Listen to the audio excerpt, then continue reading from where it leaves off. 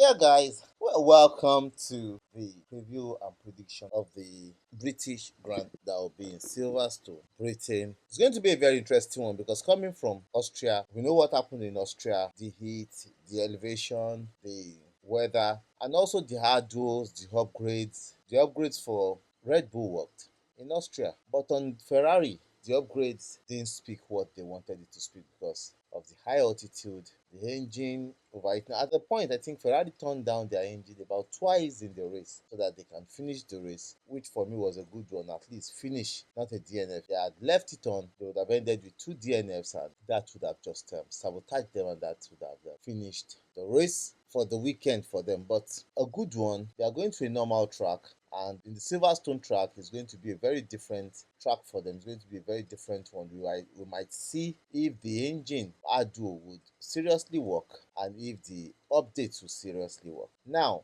a lot of teams will be bringing upgrades, and a lot of teams have accused Ferrari of being aggressive about bringing upgrades. Now, Ferrari has been bringing upgrades. They've been one of the teams that had been very, very aggressive. So teams have been complaining that how are they getting this money? Is the cost cap not working? Ferrari just they bring upgrades.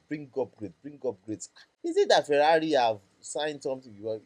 Funny enough, I think they are still working within the budget, and if they've gone beyond the budget, I believe FIA would have come in, and at the end of the year, it's a fiscal year, they will be able to give their analysis. Oh, this is how we spent money, and FIA will say, hey, you guys have spent more than no. Next year, cut it, slash, bam. You understand? But certainly, I think Ferrari knows what they are doing. They are aggressively bringing upgrades, and the upgrades they are bringing mostly test a lot of rubbish to get the best they bring. I think they know what they are doing. It's going to be very interesting to see what they bring next, because one of the things they are bringing, a revised Macarena. They are trying to make the Macarena much more Macarena-ish. They are going to bring some front end for performance and track specific. A part of the rear heads also, so it's going to be mixture. Now, McLaren are bringing aggressive upgrades because now they believe they need upgrades. Mercedes certainly will bring upgrades, and I think almost all the teams will bring upgrades. Though the upgrades some of the teams will be bringing will be track specific, not really performance, just track specific. So let's see how those upgrades work, and let us also see if how these upgrades will really work on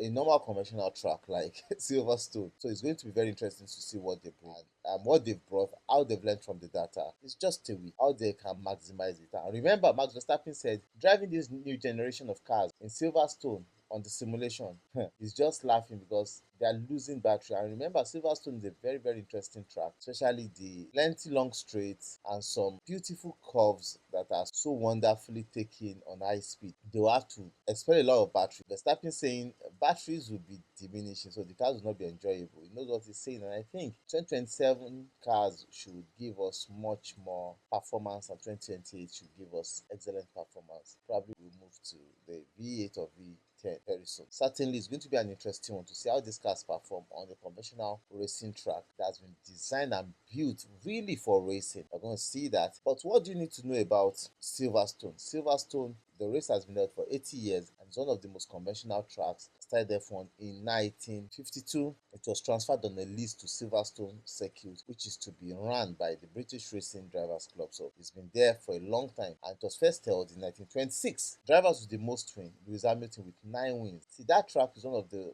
tracks that Lewis Hamilton tends to shine. If you look at his races over the years, he's always doing Silverstone as if it's more than just that it matters to him. He does Silverstone like it means it's life. And we saw Lando Norris winning Silverstone last year. It was the McLaren 1-2. Nico Hulkenberg giving Ferrari a run for their money in the Ferrari engine. Ferrari were shit last year. I'm sorry. Even Lewis was not in the race last year, but we hope to see him better because we've seen a better version of him this year. But Ferrari were nowhere last year, especially in Silverstone. But Lewis Hamilton still ranked fourth in, which means that track is a blessing to him. So Lewis Hamilton, driver with the most wins in Silverstone. Ferrari, 18 whooping wins for Ferrari. The circuit length is a 5.891 kilometers, that's about 3.66 miles. A race length of 306,198 kilometers, that's about 190.263 miles. 52 lap whooping race. Max Verstappen with pole position last year in his Red Bull. Lando Norris winning the race. Oscar Piastri second. Nico Hulkenberg, his first podium in a long.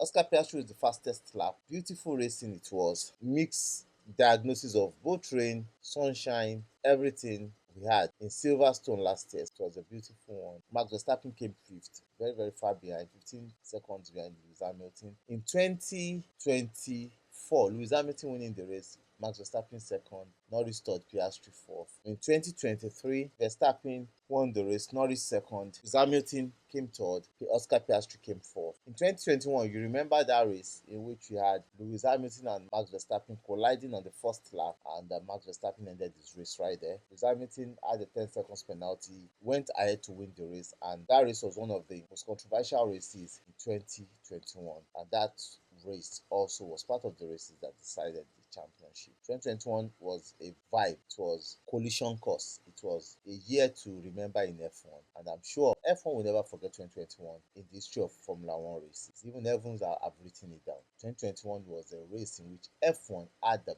best of the best they've had between Lewis Hamilton and Max Verstappen. It was a battle, but at the end of the day, for me, the two drivers won. They were great that year. In 2022, we had another great race in which Carlos Sainz came first, Perez second, Lewis Hamilton third, Charles Leclerc fourth, Alonso. What else do you think you need to know? A lot of performance, ignition clubs, great sky decks, passes. We have James Arthur singing. Beautiful event is going to be in Silverstone, and Wimbledon is on. It's going to be a very big one. Now, Silverstone is going to be a sprint race. A lot of teams will just come in, learn, race. Practice one on Friday, sprint qualifying on Friday, sprint race on Saturday, main qualifying on Saturday, then main race. The sprint will be very, very interesting to watch because we are going to gather about 20 laps of sprint race, then we'll come back with a 52 lap of main race on Sunday. It will be races from Friday morning to Saturday evening. Pure race, because the FP1 that they are going to have is going to be pure race. Drivers will try to sell, get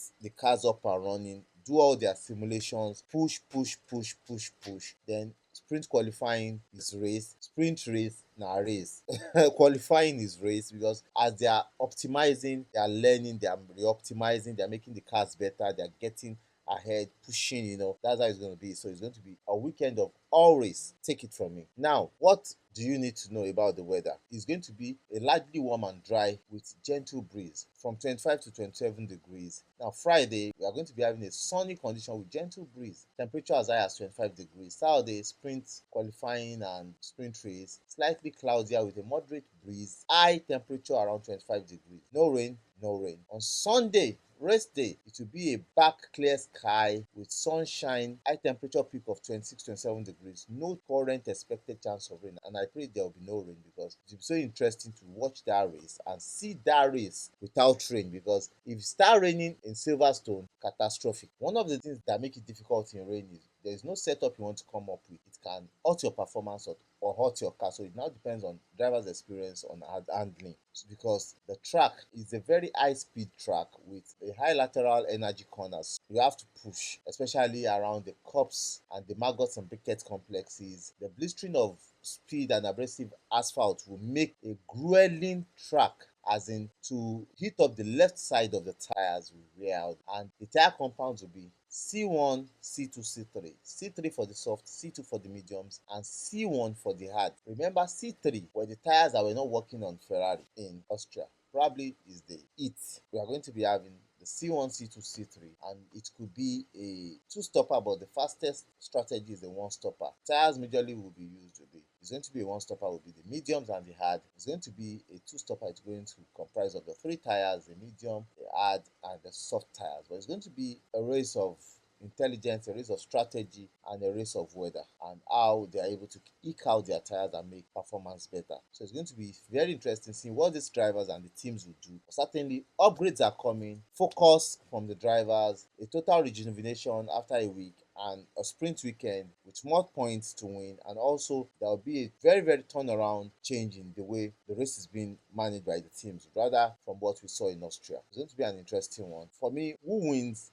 Probably it might be a Ferrari Mercedes once again. Do I see Red Bull competing? I think McLaren will overshadow Red Bull in this race. Red Bull will be in the play, but it will be very difficult to contend with the likes of Ferrari and Mercedes, I think, and I believe that is what is going to happen. But up until the FP1 and sprint qualifying, I'll give you more analysis on how these cars will perform. But it's going to be interesting to see what these guys do. Catch you guys in Silverstone. I love you guys. Bye. Chill. Yeah.